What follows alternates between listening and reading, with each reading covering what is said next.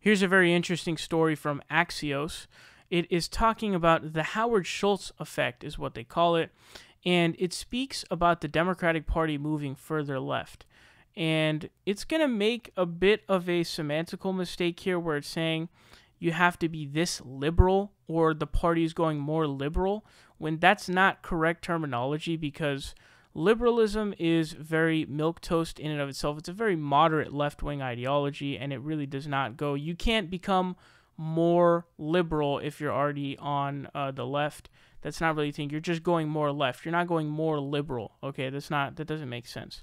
So here's what this article says.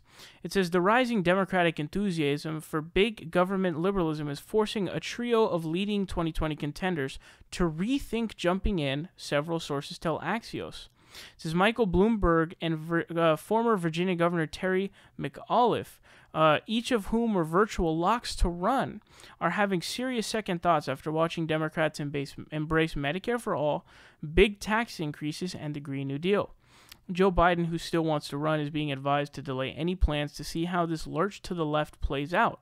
If Biden runs, look for Bloomberg and McAuliffe to blow out, the sources tell us. So it goes on to talk about how basically they are rethinking their runs. Bloomberg and Biden even, and I guess the former Virginia governor, Terry, they're all rethinking their runs because they're saying that, the Democratic Party is going too far left, and that's the reason why Howard Schultz is not running as a Democrat, and rather why he's running as an independent, is because he says they're going just, too far left is what they're doing. So this is pretty hilarious, and I think it's great. I think this is the direction the Democratic Party should move in, because we don't want these guys in our party. We don't want Michael Bloomberg in the Democratic Party. We don't want Howard Schultz in the Democratic Party. Even Joe Biden, guys, he's not a left-winger, not even in the slightest. And so the polling data right now has him beating Trump, which, by the way, polling data right now, before the primaries even started, against Trump are very stupid because they don't make sense. They're too early, and what's going to end up happening is those leads are going to disappear once it actually comes election time.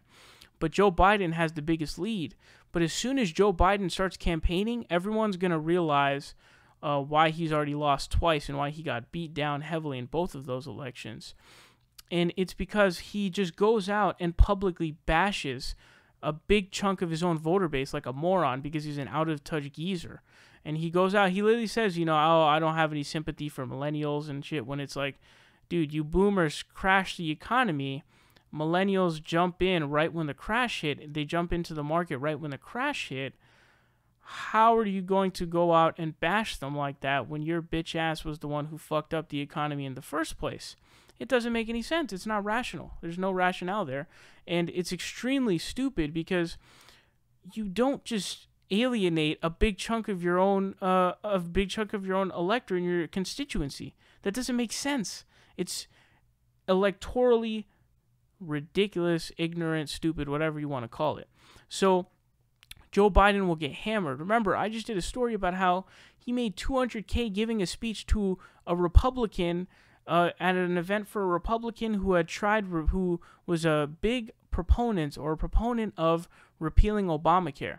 So he was one of those dudes, and he made $200K giving a speech to them, and he talked about how the Washington Post went after him for that, and his defense was, yeah, I did do that. I am friends with Republicans.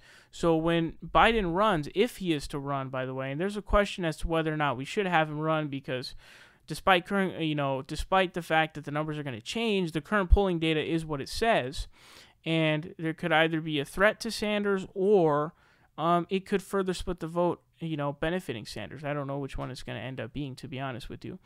We'll have to find that out. But these guys suck, and I'm glad that they're not going, that they're rethinking their runs and possibly won't run. That's awesome, because that means the Democratic Party is actually moving left, which is amazing.